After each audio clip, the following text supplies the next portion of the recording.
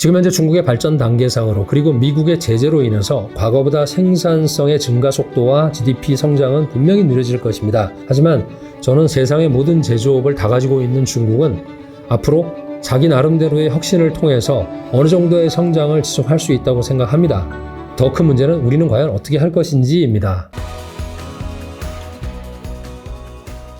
네, 안녕하십니까. 상하이 클라스입니다.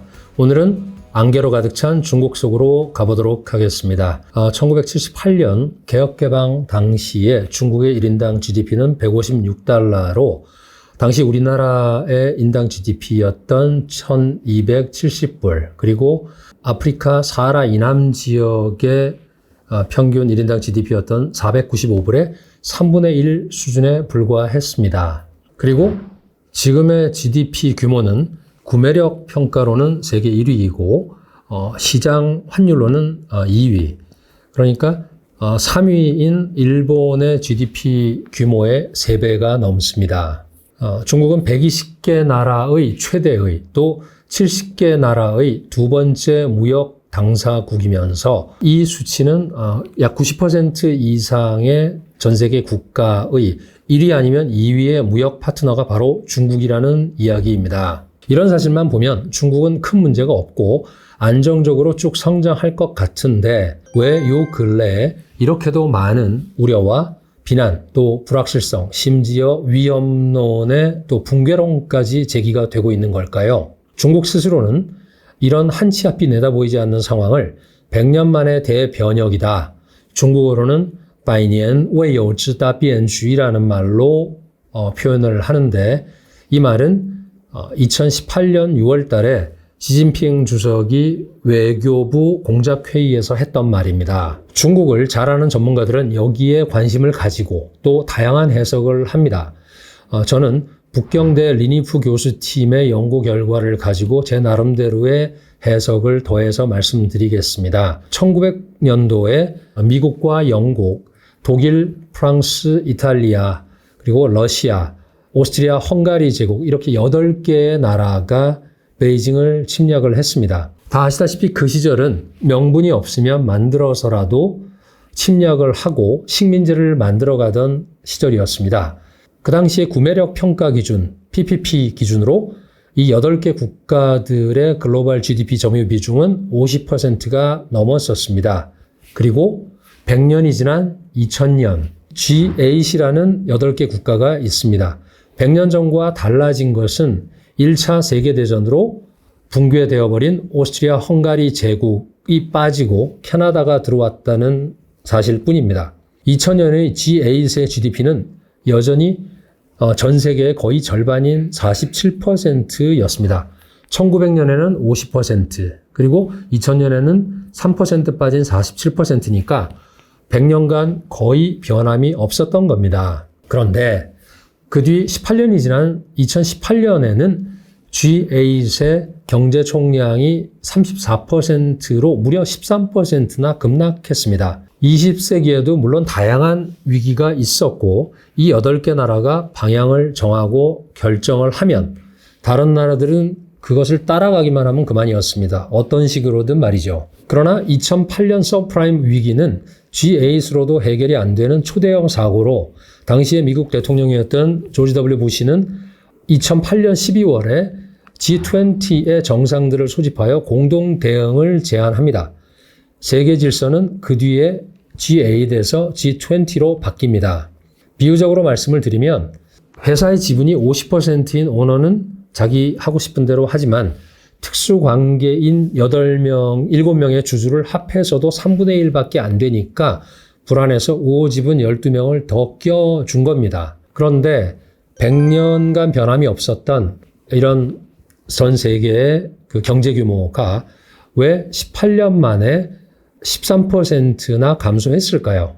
그것은 바로 중국 때문입니다. 2000년에는 중국의 존재감은 그다지 크지 않았습니다. 하지만 클린턴이 자신의 가장 실수였다고 인정한 중국의 WTO 가입이 2001년에 있고 나서는 엄청난 변화가 시작이 됩니다. 중국의 글로벌 GDP의 점유 비중은 2000년도에는 4%도 되지 않았는데 2018년에 16%까지 늘어났습니다. 한마디로 동네 8부잣집의 곳간에 있던 곡식의 8알이 옆집 왕서방 집에서 다 가져간 겁니다. 2000년 글로벌 GDP의 31%를 차지하던 미국은 7%나 빠지면서 24%대로 내려갑니다. 그것을 중국이 다 가져갔다. 이렇게 생각을 합니다. 자기들은 원래 고부가가치만 남겨놓고 하기 싫고 환경오염 있는 3D 산업은 외주를 주어서 그것만 가지고 푼돈을 벌라고 한 건데 이렇게 일 잘하고 또 돈까지 잘 벌 줄은 몰랐던 거죠. 거기다가 자기들의 경제 또는 정치 시스템을 잘 받아들여서 좀 고분고분하게 흡수될 줄 알았는데 그러기는커녕 중국 특색의 현대화된 사회주의 건설한다면서 못 사는 나라들하고 연합하고 1대1로 정책 추진하고 하면서 넘버 2 역할에서 넘버 1이 되려고 하는 모습을 보였으니 얼마나 꼴보기가 싫었을지는 알 수 있습니다. 미국은 사실 70%가 넘으면 넘버 2가 손을 봅니다. 과거 일본이 그랬었죠. 그러면 중국은 어디까지 갔을까요? 77%입니다. 그래서 이런 경제적인 변화가 사실상 냉전을 다시 불러온 겁니다. 중국이 이 냉전에서 져버린다면 현상을 유지할 것이니까 지금과 크게 달라질 것은 없습니다.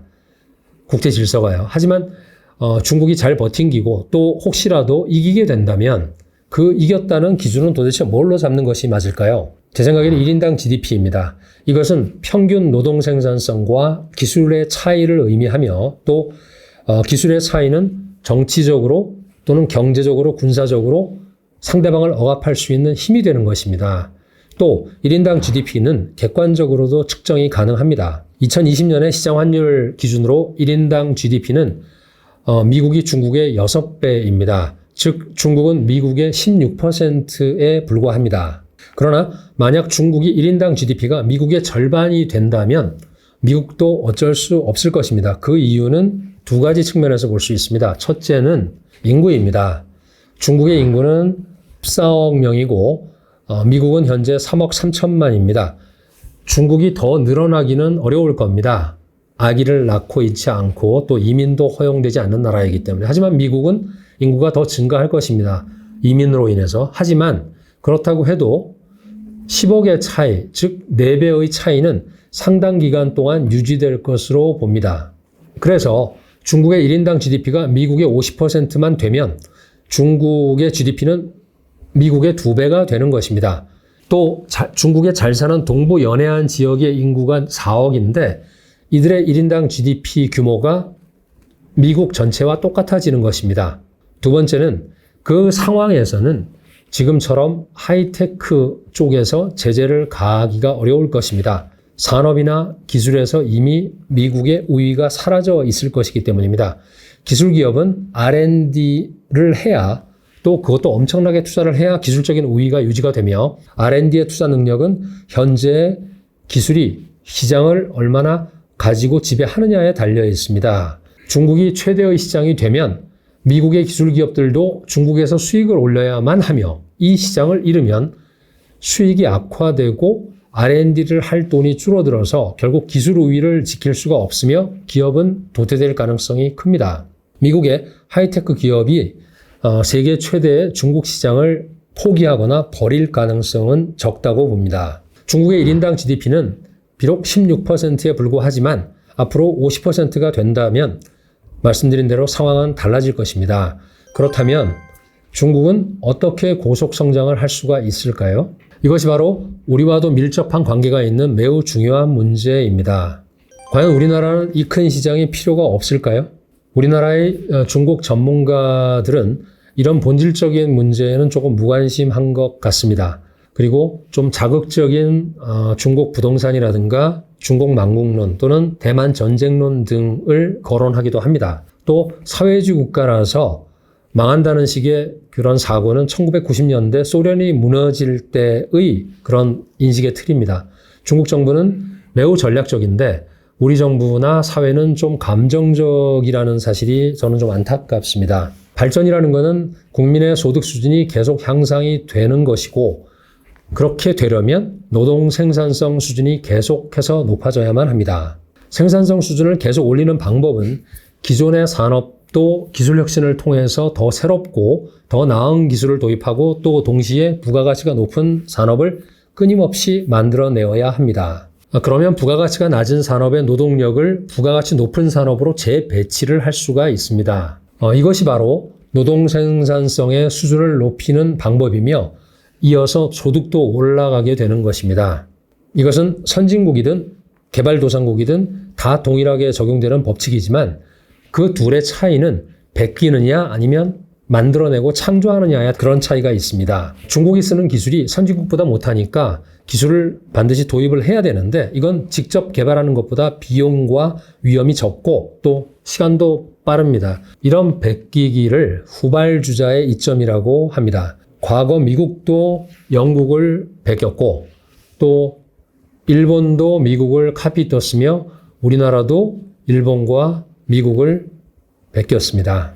이미 40년 동안 그렇게 성장하고 발전해온 중국이 앞으로도 과연 그럴 수가 있어? 이런 부정적인 의견도 또 시각도 있긴 하지만 문제는 그 문제의 핵심은 시간이 아니고 기술 격차를 보아야 합니다. 이 격차의 측정 방법도 역시 평균 노동 생산성 수준과 그 기술 수준을 나타내는 1인당 GDP일 것입니다. 2019년 기준으로 구매력 평가로 할 때 중국의 1인당 GDP는 미국의 한 22% 수준에 머무르고 있습니다. 이것은 미국을 기준으로 해서 1946년에 독일이고 1956년에 일본이며 1985년에 한국의 수준입니다. 독일은 1946년부터 또 일본은 1956년부터 한국은 1985년부터 16년 동안 세 나라 모두 16년 동안 연 8%의 성장률을 구가했었습니다. 지금 현재 중국의 발전 단계상으로 그리고 미국의 제재로 인해서 과거보다 생산성의 증가 속도와 GDP 성장은 분명히 느려질 것입니다. 하지만 저는 세상의 모든 제조업을 다 가지고 있는 중국은 앞으로 자기 나름대로의 혁신을 통해서 어느 정도의 성장을 지속할 수 있다고 생각합니다. 더 큰 문제는 우리는 과연 어떻게 할 것인지입니다. 오늘은 중국의 100년 만의 대변혁을 어떻게 생각하고 봐야 되는지 또 그들이 어떻게 극복해 나갈 것인지에 대해서 돌아보았습니다. 긴 시간 동안 동반해 주셔서 대단히 감사합니다.